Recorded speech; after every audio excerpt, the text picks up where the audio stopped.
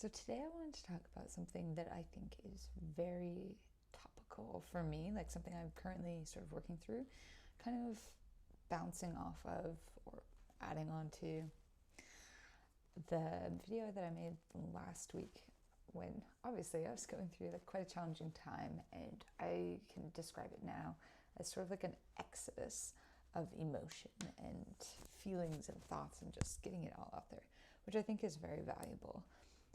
But a problem that I've sort of been having, like, I guess, sort of since I started therapy and personal development in general, and sort of diving deeper into it in this past year than I had previously through other sort of ventures into this field or subject area, as it were. And something that I continuously sort of encounter is this really sort of painful experience that can happen when you examine some of like your past sort of mistakes or experiences or just time periods in your life where you look back. Because I feel like when you're going through sort of personal growth and discovery, any kind of therapy, trauma work, trying to move past certain things in your life or improve your life and self in any sort of way, there can be these memories that pop up where you're like, oh God, I remember when I was in such and such year in school, or when I was however many years old, and I was just like a mess. Like, oh God.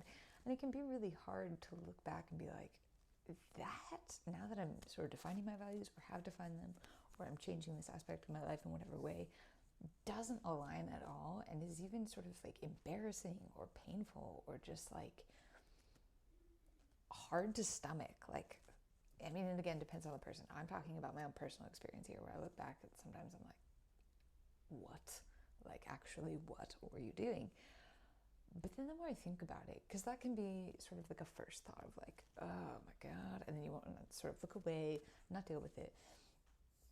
But the thing that I want to shed light on, that I'm absolutely not the first person to bring this up, but I have found it as a theme throughout my personal development work and reading, and can really deeply relate to it, whereas it might be sort of, like hard to swallow at first, one of those tough pills to swallow, but is good, is that you can actually get a lot out of these sort of challenges, whether it's in the moment or looking back on them from any amount of time, any period of time later in the future, because I think it really depends on the event or experience or sometimes trauma that you're looking back on, how long of a time period you need to sort of not even just heal from it, but to begin to heal, to even be able to look back and be like, okay, that still hurts me.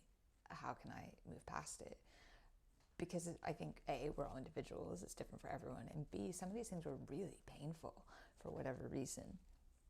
But I also think that something that needs to be said, because I find that this is sort of overly simplified in a lot of situations where I've heard it, read it, come across it, is that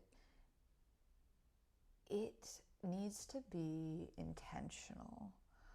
Because I think it's really easy to be like, oh, well, we create the meaning in our lives, or even like everything happens for a reason, which is one of the most wildly triggering phrases I know for a lot of people, because we go through these really difficult times as human beings and we're like, what was the reason for that? Why did I lose a friend, a family member? Why did I, whatever it is, go through this really painful experience? Because it doesn't feel fair. And it's probably not, honestly, it's probably not fair. It's not like, obviously, as we know, we don't live in a world where bad things happen to bad people, good things happen to good people. It's not that simple. And it's quite often that really good people, I mean, I know so many good people that have experienced horrific things that I would like pay any amount of money for them to not have experienced. And I don't think it's necessarily necessary to go through painful experiences in order to grow as a human being. I think that's another simplification that doesn't necessarily need to be there.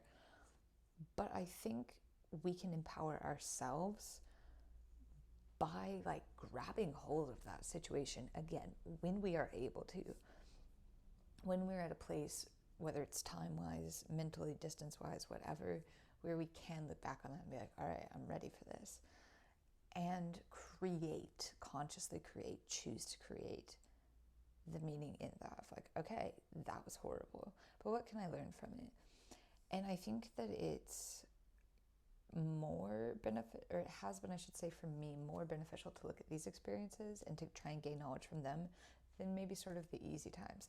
Again, not at all saying that you can only gain information, wisdom, value, and grow from painful situations, because I don't think that's true.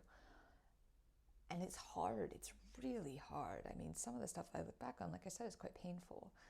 I've lost so many friends to drugs, suicide, whatever. And even just, there have been so many time periods in my life where, looking back, I was showing up at, I would say, like a 0 out of 10. Like, not at all in any universe of possibility how I would want to show up in life. And looking back on that is hard, because it shakes the foundation of who we think we are and who we want to be. But I think that gives the situation more power when we judge it and when we still are like, oh God, no, rather than being like, look, yikes, okay, fine. You know, that's where I was then, though. Like, and what did I need? Why was I doing that? Like, which is, again, I cannot say this enough, and I know it sounds like I'm just repeating myself, but I think it's so, so, so important to remember, because I often forget. I had a moment like 10 minutes ago, which is why I was like, oh, I don't want to record this video, but I want to, because also, like, if anyone else is experiencing this, I want to reassure them that A, this is normal. I mean, I think any human experience to a degree is normal. It's just how we experience it, you know, it's just how we show up in the world. And also that I think it's necessary to constantly remind ourselves that, like, we are always deserving of love and compassion. We're always worthy. And we need to put that directly back onto ourselves as much as we need to put it out in the world. Other people need it, absolutely. But if we're only giving it out and never giving it to ourselves, eventually that's going to hurt even more. And when I look back on these times that for me were times when I was like, what the fuck was I doing? Like, who was that person? If I allow myself to stop that thought and take a step back and think which direction I want to go. Like, if you think of, you're in a car, this is one of the best metaphors. I feel like I steal all the good metaphors from my therapist, so shouts, you're amazing, fantastic, and I love everything you ever tell me, like, wealth of wisdom. Not exaggerating at all. I feel like every time I say something that's sincere, it sounds like I'm not being sincere, but I mean that in the most sincere possible way. But if you think of, like, true related to emotions, but I think it can be with thoughts as well. So you're in this thought car, and if you sit in that thought car and you're like, yeah, fuck that old version of me, they were a train wreck, where's that thought car going to take you? It's not going to take you to a place of self-love, because you're saying that you hated that version of yourself. And while that might be, like, it might feel sort of vowed of like, okay, that's not who I want to be, that I think is fair, absolutely. And I think we absolutely have the possibility within any moment to be able to be like, ooh, don't want to do that anymore. I'd rather show up in this way instead. But I think we also just have to at some point be like, okay, what did you need then? Like, what caused that behavior? Why? What were you trying to fill? Like, what lack was there? And for me, in a lot of these occasions, it was like I was trying to prove my worth. I was trying to find love in these situations that were horrible, or through these behaviors that I didn't even care about or like, but I was just like searching for something. And sometimes we don't even know what that is. So I don't really think it's fair. And again, it's easy to say, it's hard to practice. But I don't think it's fair to look back at our past selves when we were lost and say, why were you acting that way when you were lost? You didn't know where you were going. You didn't know what you wanted. And you were just doing stuff that maybe, yeah, was completely out of character, or out of your character now and out of your value system now. Well, maybe at the time you didn't even have a value system. Because I know for me, those are the time periods in my life that I judge. Times when I didn't even know the phrasing value system. I didn't even have the literal words. I was like, people can create their own value. What? Like, you know, we kind of talked about as kids. Like, I remember watching like Aesop's Fables or whatever it was, and you should have morals and all this kind of stuff. But it still felt very like ambiguous to me, very vague, rather than I can consciously create it. I always felt like I had to ascribe or subscribe to a certain belief system that somebody else had. That here's all the belief systems people have, and kind of like a job fair, I had to be like, all right, which one do I like?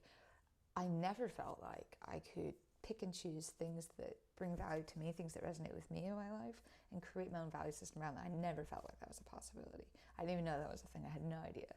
So it's not fair to look back and take the standards that I would judge myself to today based on, for some situations, decades of experience and wisdom and learning, and be like, all right, past Megan at age 19, what the hell?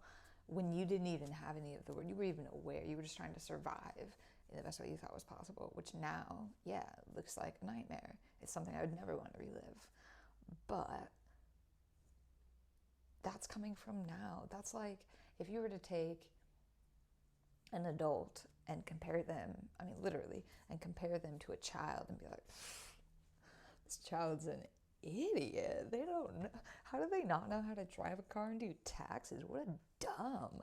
Like, of course you wouldn't do that, because the child's like, tax? What's a tax? What is it? Is that like is it an illness? Should I know how to, is it like the cold? Like, I don't, smallpox tax? I don't, like, it's not fair. It's not fair at all.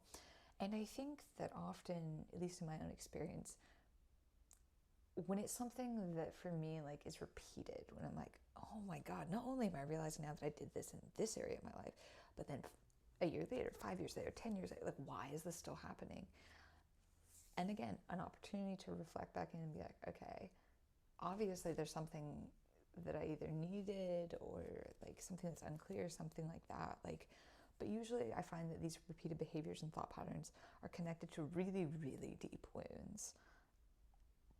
And that could mean either something that happened when you were a really little kid, for me a lot of that is, or it could be something that happened recently. I have another one of those, like not super recently, but we all do, like these moments that are more recent to our present day lives, but hurt way more.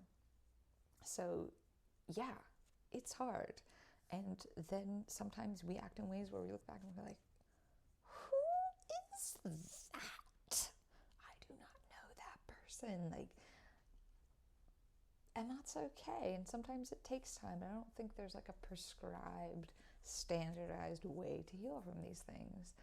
But just trying to be more mindful and just be more aware, like when you have a thought that bothers you, if you have the mental and emotional capacity for this, to sort of examine it and think like, okay, why does that bother me when I think back on that memory?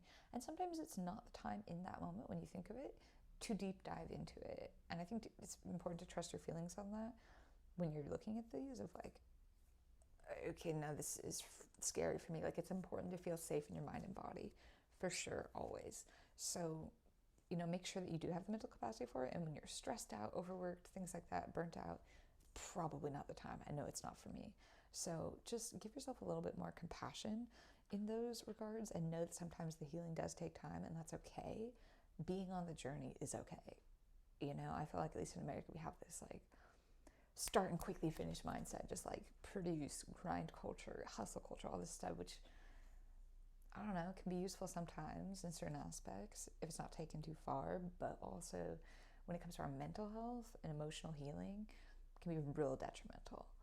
So just like being okay with the journey and learning to just sometimes float in our little boats down the stream of safety until we're like, wow, I've been floating in this boat for a while. I feel pretty safe. The stream's not moving that fast. I realized the more I looked over the edge, I can touch the bottom if I need to. If the boat does sort of capsize, I can stand up. I'm not going to drown, I'm not going to die, I'm fine. So why does this memory bother me now? So like, that's different for everyone, but just like, I want people to know that you have these abilities. You can create your own value system. If you want to ask me about it, like, I can point you in a wide variety of different directions, podcast, tools, whatever, of like what exactly that means, how that looks, books, like many things. But I think the most important thing is to like know that your journey matters, and that your past versions of yourself, even if you didn't like them for whatever reason, matter as well. And they probably needed something that they didn't get. And often it's love. They needed love. They needed acceptance. They needed to feel safe. And you can give that to them now. You can go back and be like, hey, little homie, I'm sorry that you experienced that. And I'm sorry that people or life made you feel unsafe and unvalued and unloved and unaccepted and alone. But you don't have to feel like that anymore. Because now I'm here. I've done some more learning since then. I realized the boat's safe. I realized the river's slower than I thought. And then we can swim. So have a great day. Enjoy the lovely spring weather, and be kind to yourselves. Love yourselves, because you deserve it and you're worth it.